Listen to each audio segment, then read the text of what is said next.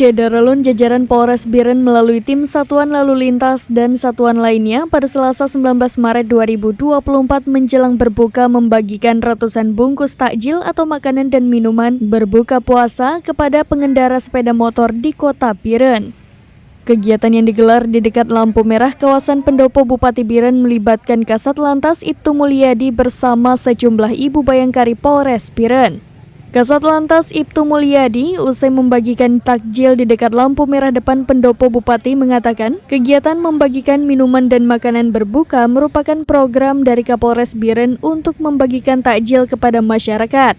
Adapun jumlah takjil yang disediakan dalam kegiatan sosial berbagi jajan berbuka puasa di bulan suci Ramadan ini sebanyak 300 takjil yang diberikan kepada para pengendara sepeda motor melintas, terutama yang memakai helm.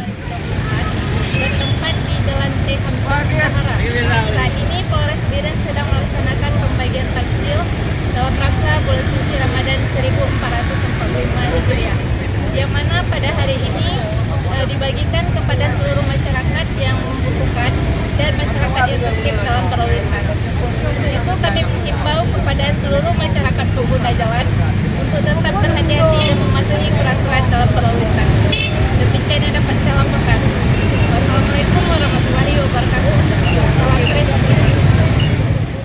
Dari Biren, Yusmandin Idris, serambinews.com. Tribun X sekarang menghadirkan lokal menjadi Indonesia.